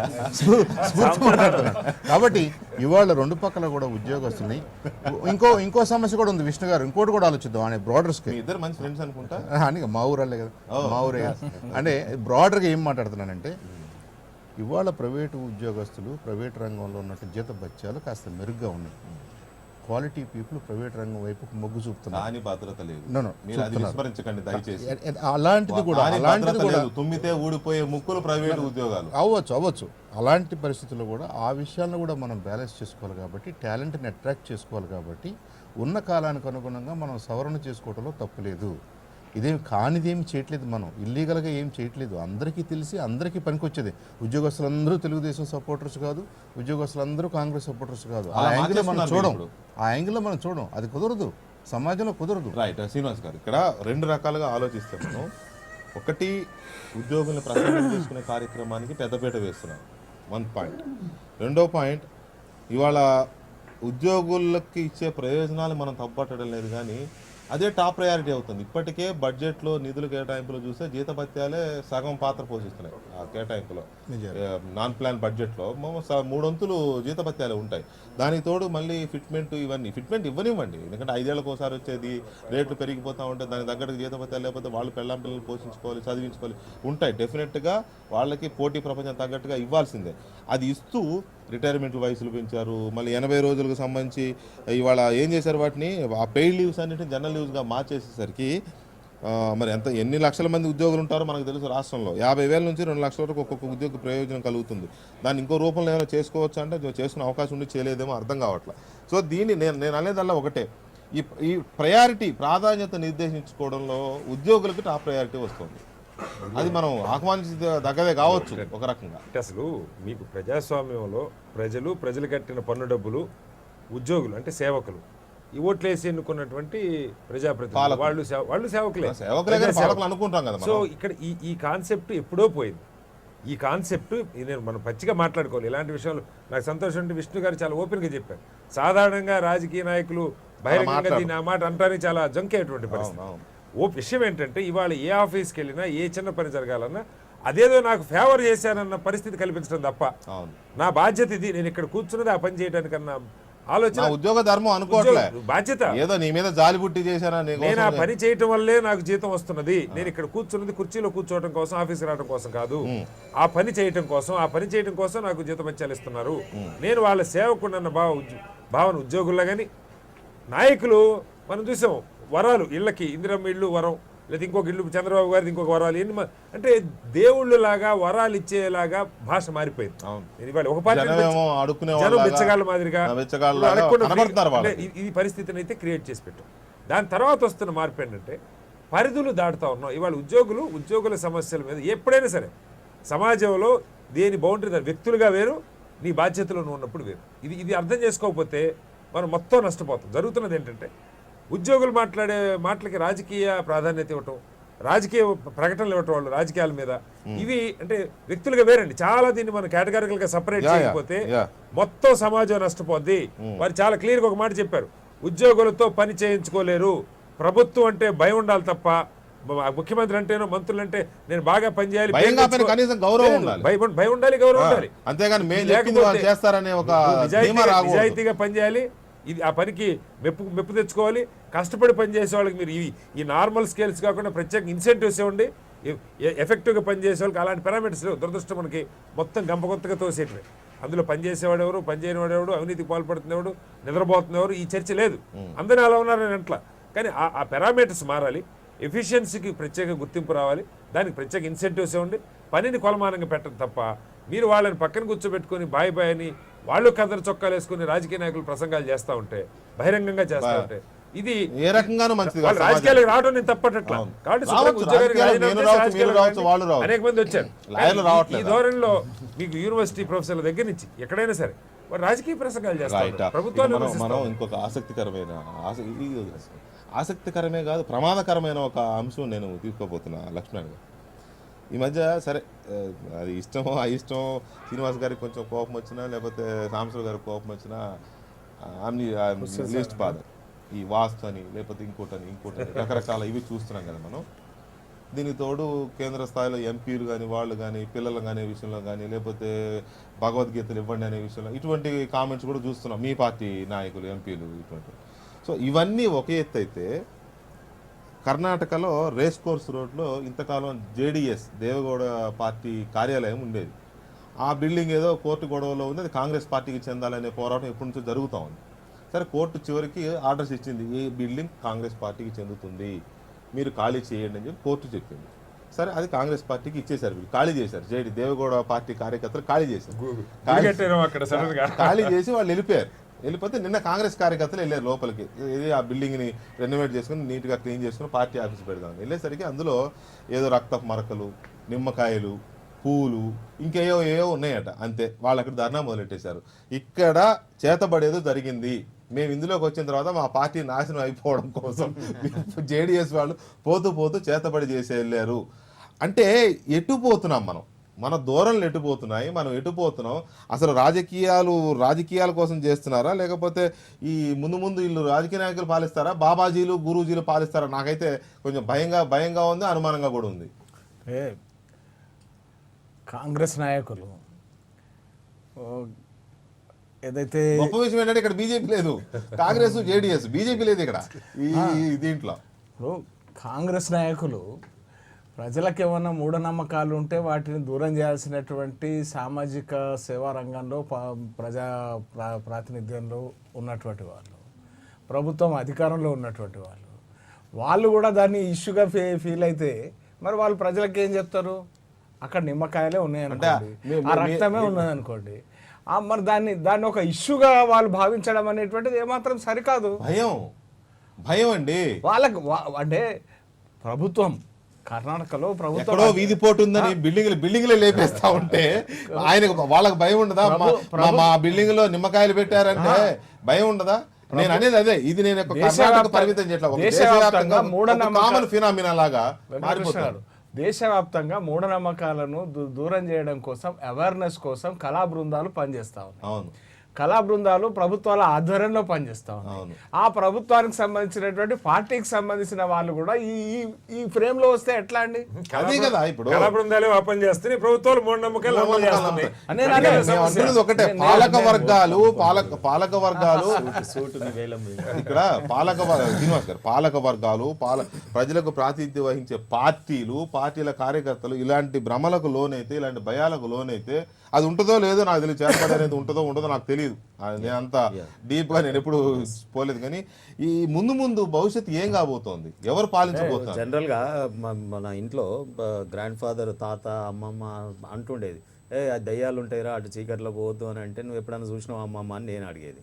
సో ఆ రకంగా బ్రాటప్లో మనం ఎప్పుడు చూడని దాని గురించి, కనిపించని దాని గురించి, సరే ఏదైనా దేవుడైనా దయ్యమైనా మనం ఇప్పటి వరకు చూడలేదు. కానీ గత వరవడి నుంచి, గత సాంప్రదాయాల నుంచి వస్తున్న వాటిని పెద్దలు చెప్పిన నమ్మకాలు. కానీ కొన్ని కట్టుబాట్లలో శాస్త్రీయత ఉంది. అంటే ఇప్పుడు వాస్తు ఉన్నది, వాస్తు అనేది ఒక డిసిప్లిన్. ఎస్, డెఫినెట్గా. ఎందుకంటే ఏ రకంగా ఉందంటే వాస్తు ఉంది. ఇప్పుడు సపోజ్ మీ ఇంట్లో ఆగ్నేయ మూలన మీరు ఒక హోటల్ పెట్టారు, ఆగ్నేయ మూలలో స్టవ్ ఉండాలంటారు, పెద్ద బట్టిలాగా ఒక ఇది పెడతారు. గతంలో కూడా అన్ని కట్టెల పొయ్యిలే, ఒక్క నిమిషం, గతంలో కూడా కట్టెల పొయ్యిలే. మీరు ఆగ్నేయంలో పెట్టినప్పుడు నా ఇల్లు మీ పక్కన ఉంటే నా ఆగ్నేయం అటు సైడ్ ఉంటుంది. సో నేను అక్కడ పొయ్యి పెడితే ఏం కాదు. కానీ పోటీగా మీ పక్కనే వచ్చి నాకు వాస్తు నమ్మకం లేకపోతే మీ బట్టి ఉన్న దగ్గరనే నా కాంపౌండ్ డిసిప్లిన్ ఒక సైన్స్, అంతేగాని అది ఒక మూఢనమ్మకం కాదు. ఒక డిసిప్లిన్. ఇంకోటి కూడా నాకు తెలిసి ఎంతమంది ముస్లింలు ఆగ్నేయంలో పొయ్యి పెడతారు మీరు చెప్పండి? అంత మాత్రం ముస్లింలు బతకడం లేదా? అట్లా అని కాదు, మనం ఒక ఇండిసిప్లిన్, నా దగ్గర పొగొస్తున్న గోడ వేడవుతుంది అని గొడవలు వస్తాయి. అదొక సైన్స్, ఒక డిసిప్లిన్, మూఢనమ్మకం కాదు, గొడవలకు దారి. రెండో విషయం కూడా, ఊర్లలో నది పక్కన సెక్రటేరియట్ కట్టుకుంటే వాస్తు ప్రకారం బాగుంటది అన్నారు, బాగుంది. మరి నది లేనివాడు ఏం చేయాలి? సముద్రం లేనివాడు ఏం చేయాలి? మీరు వెతికింది ఏంటంటే ఒక 4-5 అంశాలు ఎప్పుడు ప్రాతిపదిక. నేను అన్నది ఈ రెండింటి గురించి కాదు, ఇలా రోజుకొకటి. మీరు మీ ఒక్కరి గురించి చెప్పకండి, నేను మిమ్మల్ని ఒక విశ్లేషకులుగా భావిస్తూ అడుగుతున్నాను. అదొక టీఆర్ఎస్ కో, ఒక టీడీపీకో కాదు, బీజేపీకో కాదు. అనేది కామన్ గా ఇలా జరిగిపోతుంటే భవిష్యత్తులో ఈ వాస్తు పండితులు, బాబాజీలు, గురూజీలు వచ్చి మనల్ని అందరినీ ఏలేస్తారేమో. లేదు, నేను ఏమంటున్నా అంటే పరిపాలన సౌలభ్యం గురించి ఒక 4 అంశాల ప్రాతిపదిక తీసుకున్నాం. ఆ 4 అంశాలలో ఒకటి వాస్తు అనేది అడగలేదు. ఇక రెండో విషయము నేను ఎందుకు నమ్మాలని చెప్తానంటే, ఊర్లలో ఇప్పటికీ మేము పంచాయతీ నిమ్మకాయలు అవి కాదు, అది ఆ విషయం కాదు, నేను వేరే కాంటెక్స్ట్ మీరు వినట్లేదు. మొత్తం ఊర్లలో ఒక పెద్ద మనిషిగా ఒక పంచాయత్ దెంపనికి పోయినప్పుడు ఆడు నిజం చెప్పినప్పుడు అబద్ధాలు చెప్తున్నాడు, మేము ఒక డైలాగ్ అంటాం, అరే దేవుని గుళ్ళోకి పోయి నువ్వు ఒక నిజం చెప్తావా అని అంటే వాడు దేవుడు అనగానే భయపడి నిజం చెప్తున్నారు. సో అటువంటి కొన్ని ఉపయోగపడుతున్నాయి సమాజంలో, సాంప్రదాయాల నుండి ఉపయోగపడేటటువంటిది, మన జీవన విధానంలో ఉపయోగపడేటువంటిది చేస్తే తప్పులేదు. ఇప్పుడు అక్కడ మంత్రాలు ఉన్నాయి, అది ఉన్నాయి, ఒక మున్సిపల్ కార్మికులను పెట్టి ఊకేస్తే అయిపోతుంది. లేకపోతే విరుగుడు మంత్రాలు కూడా ఉన్నారు.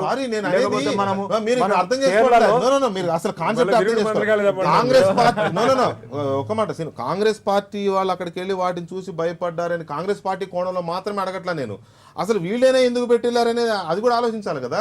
ఇప్పుడు వీళ్ళే నమ్మకాలతో అక్కడ చేసి కేరళలో కోడిని కోసారో, కుక్కను కోసారో, ఏం చేశారో నాకు తెలియదు. నిమ్మకాయలు ఉన్నాయి. కేరళలో 4 డోర్లు తెరిచారండి. అది ఏం దేవాలయం? మన పద్మనాభ స్వామి టెంపుల్, అనంత పద్మనాభ స్వామి. సుప్రీంకోర్టు వరకు కూడా వెళ్ళారు. సుప్రీంకోర్టు కూడా తెరవండి అన్నారు, ఒక రిసీవర్ ని పెట్టారు. కానీ ఇంకొక డోర్ తెరవడానికి మాత్రం ఏదో నాగబంధం ఏదో ఉంది, అది తీస్తే మొత్తం ఏదో ప్రళయం వస్తుంది, ఇంకో డోర్ ఇంకా తెరవకుండానే ఉంది.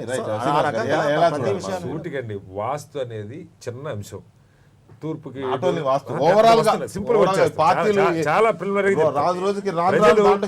ప్రజలు వాస్తు ఈస్ట్ కి ఫేసింగ్ ఉంటే డోర్ ఉంటే గాలి వస్తుంది బాగా, ఇలాంటి 2-3 అంశాలు పక్కకు పెడితే మిగతా మొత్తం మూఢనమ్మకాలే. ఈ మూఢనమ్మకాలతో నాయకులు, ముఖ్యమంత్రులు, పార్టీలు దీన్ని పెంచి పోషిస్తున్నాయి. బీజేపీకి లేదు కాదు, సాధులకి సంతులపై కాళ్ళకి మొక్కి దేవుళ్ళు అని చెప్పి మాట్లాడేవాళ్ళు బీజేపీకి మూఢనమ్మకాలు ఏమంటే నవ్వుతారు ఎవరు. కాబట్టి కర్ణాటకలో ముఖ్యంగా మరింత ఎక్కువ ఉంది జాడ్యం. 2 కారణాలు ఉండొచ్చు, నిజంగా భయపడి ఉండొచ్చు, రాజకీయంగా వాళ్ళు దుమ్మెత్తిపోయడం కోసం చేసి ఉండొచ్చు. విషయం ఏంటంటే నాయకులు హేతుబద్ధ ఆలోచన ప్రజల్లో పెంచడం కోసం పనిచేయాలి తప్ప, వారు చెప్పిన ఒకవైపు కళా బృందాలు ఏమో మూఢనమ్మకాలు వ్యతిరేకంగా పనిచేస్తుంటే నాయకులు మూఢనమ్మకాలను పెంచి పోషించుకొని పాలన చేస్తా ఉంటే ఇది ప్రజలకి ఒక శ్రీనివాస్ గారు, మంచి హేతుబద్ధమైన ఆలోచన ఒక పంపించేటువంటి ధర్మానికి పరిస్థితి కాదు. సంబంధించి మాట్లాడాలి. అన్ని ధర్మాలు అన్ని ఏ ధర్మాలకు ధర్మంలో సంబంధించి అన్ని ధర్మాల గురించి చెప్తున్నారు. సాధులు సంతులు అన్నప్పుడు ఫకీర్లు బాబాలు వాళ్ళని కూడా బిషప్ బీజేపీ ఎంఐఎం ఉంటే అదే చెప్పేవాడిని, పక్కన ఎంఐఎం ఉంటే అదే చెప్పేవాడిని. కరెక్ట్ కదా? ఒక ఎప్పుడు వచ్చినా పక్కన ఎంఐఎం లేదు, ఎంఐఎం ఉంటే కదా చెప్పేది. సాధువులు సంతులు కావచ్చు, బిషప్లు కావచ్చు, లేకపోతే బుకారీలు కావచ్చు, వీళ్ళకి ఏ మేరకు మీరు ఒక గుడికి వెళ్తే అంతవరకు పరిమితం చేయండి. మీరు వాళ్ళ దేవుళ్ళని ఎందుకు కొలుస్తారు? ఎందుకు మూఢనమ్మకాలు పెంచి పోషిస్తారు ఇంతకుముందు అన్నట్టుగా ఈ కట్టుబాట్ల విషయంలో నేను ఒక స్వయం సంఘటన చూస్తాను. ఒక వ్యక్తిని తీసుకుపోయి ఒక దింపుడు కళ్ళం దగ్గర దించిన తర్వాత ఆ మరణించిన వ్యక్తి భావించిన వ్యక్తి లేచి వచ్చినాడు మళ్ళీ. అరే, అటువంటి ఎన్ని సంఘటనలు ఎన్నో వ్యక్తిగతం చూస్తాం మనం ఎన్ని 10-15 వ్యక్తిగతం దింపుడు కళ్ళం సో ఒకవేళ లేచి వచ్చాడు. నేనేమంటున్నా, డైరెక్ట్ క్రిమేషన్ సెరమనీ మీద పెట్టుంటే, ఒకవేళ సాంప్రదాయాన్ని పాటించకపోయి ఉంటే ఆ దింపుడు కళ్ళం మీద నుండి ఆ వ్యక్తి బతికేవాడే కాదు కదా. నేను చెప్పేది సో అటువంటి సాంప్రదాయం సంఘటనలు వ్యక్తిగతం, అది చచ్చిపోయాడు సాంప్రదాయం అనుకున్నారేమో, వ్యక్తిగతం. కొన్ని పాతకాలం ప్రజలకి కొన్ని కట్టుబాట్లు అవి మనకు- చాలా జరిగినాయి అట్లా. కొన్ని కట్టుబాట్లు ఉపయోగపడతాయి. చనిపోయాడు అనుకుని మూఢ విశ్వాసాలు ఉండొద్దండి, భక్తి ఉండాలి, మౌఢ్యం ఉండాలి. ఒక్క విషయం ఇక్కడ నేను చెప్పదలుచుకున్నానండి. ఇప్పుడు మీరు మేము అందరం ఉన్నాం, మనం అందరం ఉన్నాం. మన ఈ సృష్టి ఏంది, దీనికి సంబంధించినటువంటి అది రాజకీయ పార్టీల అంశం కాదండి, ఫిలాసఫీలో మాట్లాడండి. ఫిలాసఫీ కాదండి, ఇంకోటి ఏంటో. అసలు ఈ క్రియేషన్ ఏంది? రాజకీయ నాయకులు మాట్లాడారు. రాజకీయ నాయకులు ప్రజల పన్ను డబ్బులు, ప్రజలకు పాలన, హేతుబద్ధ ఆలోచన, ఇది రాజకీయం. మనం ఇవాళ సృష్టి ఏంటి, సైన్స్ దేవుడు ఉన్నాడా లేడా, ఇది కాదు చర్చ. వెంకటకృష్ణ గారు, సైన్స్ ఇంత చదువుకోండి. సైన్స్ ఇంత డెవలప్ అయినటువంటి పరిస్థితుల్లో కూడా ప్రత్యామ్నాయములు మనం పూర్తి స్థాయిలో తయారు చేయాలనేటువంటి పరిస్థితిలో ఉన్నాం. మరి ఇవన్నీ కూడా ఈ క్రియేటివిటీ అనేటువంటి దానికి ఒక అతీత శక్తి, ఆ అతీత శక్తి ఇది రాజకీయ పార్టీలో మీరు బాబానా నాకు విషయం చెప్పండి. ఇప్పుడు రాజకీయ పార్టీ రాజకీయ అంశాలు ఎమ్మెల్యే అవ్వడానికి నిజామాబాద్ ప్రజలు ఓట్లేసారా, వ్యక్తిగతంగా మీరు పూజ చేసుకుంటే గెలిపించిందా చేయించుకోండి. చెప్పండి. కానీ పొలిటికల్ నిజామాబాద్ లో చెప్పాల్సింది. సార్, నిజామాబాద్ లో డి శ్రీనివాస్ లాంటి ఒక గొప్ప నాయకుడు, పెద్ద నాయకుడు పనిచేశారు, ఓడించారు కదా. గెలిపించారు. అతీత శక్తులు గెలిపించాయా, నిజామాబాద్ ప్రజలు గెలిపించారా? ఆ విషయం straight question, straight answer please. ఆ విషయం మీకు తెలుసు. వాస్తు చూసి మీరు సీట్ అయిపోయింది, అంతే ఇక, అంతే. చెప్పాల్సింది. అది స్టూడియోలో వెంకటకృష్ణ గారు వస్తున్నది. వాస్తు చూసి కూర్చున్నారా, మీరు ఉట్టిన కూర్చున్నారా? ఎవరు? ఎందుకంటే ఈ What is the- table question ఏంది అని నేను దయచేసి అడుగుతున్నాను. దీనికి మీరు సూటిగా సమాధానం దయచేసి ఒక్క మాట. వెంకటకృష్ణ గారు, నేను ఒక్క మీకు మాట, సూటిగా అడుగుతున్నాను. లక్ష్మణ్ గారు. ఈ క్రియేటివిటీ అనేటువంటిది ఏ విధంగా సాధ్యమైందని నేను కూడా అది అడుగుతున్నాను. భక్తి ఛానల్లో ఏదైనా నాకు ప్రత్యేక తెలియదు. కార్యక్రమం పెట్టి నేను భక్తి ఛానల్ కాదు, నాది, నేను ఇది వార్తలు. మీరు నన్ను కూడా అందులో లాగే ప్రయత్నం చేయకండి. నన్ను అడిగారు, మనం మీరు కూడా చెప్పాలి కదా. సమాజం ఎట్టిపోతుంది. కామన్ మ్యాన్ కి నమ్మకాలు ఉండడం వేరు. అఫ్ కోర్స్ వీళ్ళు మనుషులే, వీళ్ళకి నమ్మకాలు ఉంటాయి, భక్తులు ఉంటాయి, కొంతమంది నమ్ముతారు, నమ్మకపోతారు. కానీ ఈ రకంగా బహిరంగంగా కొట్టుకునే స్థాయికి వచ్చేస్తే, ధర్నాలు చేస్తే, నిమ్మకాయలు పెట్టారు మా గదిలో ఒక ఆయన, ఇక్కడ అది వాస్తు మూఢనమ్మకం అండి. బిల్డింగ్ లేపేస్తాను, అక్కడ ఏదో వాస్తు లేదు, ఆయన ఏదో అది ఇంకోటి పెట్టిన వాళ్ళది మూఢనమ్మకం. అది దాని కూడా, గురించి అది కూడా అండి. కర్ణాటకలో మరింత ఎక్కువ అది కూడా ఉంది రైట్, ప్లీజ్. కాబట్టి దీని మీద, ఈ చర్చ మీద మీరు లేట్ 80s ఎక్స్ట్రా టెరెస్ట్రియల్ అని ఒక మూవీ చేశారండి, స్టీవెన్ స్పిల్బర్గ్. ఇదే సమస్య వచ్చి ఈ మూఢనమ్మకాలు అనేది రిలేటివ్. మీకు తక్కువ ఉందా ఎక్కువ ఉందని మాట్లాడాలి, కానీ మీకు లేదని మీరు లేదని అనలేరు. Correct. నాకు లేదని నేను Yes. చెప్పలేదు. ఇట్స్ ఏ రిలేటివ్ నమ్మకం, మూఢనమ్మకం కాదు, నమ్మకం. నమ్మకం. ఆ నమ్మకంలో ఒకళ్ళకి మూఢంగా అనిపిస్తుంది, ఒకళ్ళకి మూఢమైనప్పుడే ప్రమాదం. నార్మల్గా అనిపిస్తుంది. కాబట్టి అసలు ఈ గొడవ అంతా ఏంటని చెప్పేసి ఈ ఫిలాసఫర్స్కి అసైన్మెంట్ ఇచ్చాను.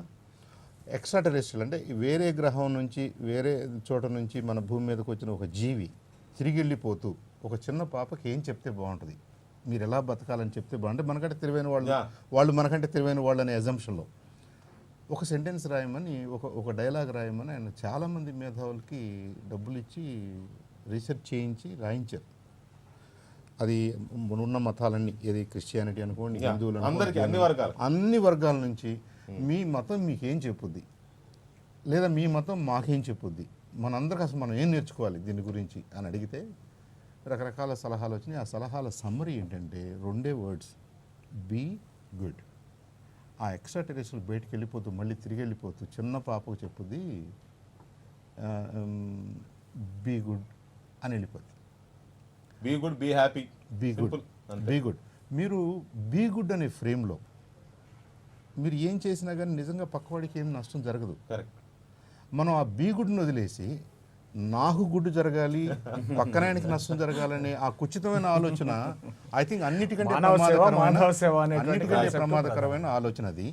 కాబట్టి మనం బీ గుడ్ పరిధిలో నిమ్మకాయలు ఏం చేయు, రక్తం ఏం చేయదు, అది ఎందుకు వాడుకున్నారో వాళ్ళ నమ్మకం అది. రైట్ సాంబశివరావు గారు, thank you very much. Lakshman గారు అండ్ శ్రీనివాస్ గారు థ్యాంక్ యూ వెరీ మచ్. తాడు శ్రీనివాస్ గారు thank you very much. Vishnu గారు థ్యాంక్ యూ వెరీ మచ్ అండి. ఇది ఇవాళ అనాలిసిస్. మళ్ళీ రేపు కలుద్దాం.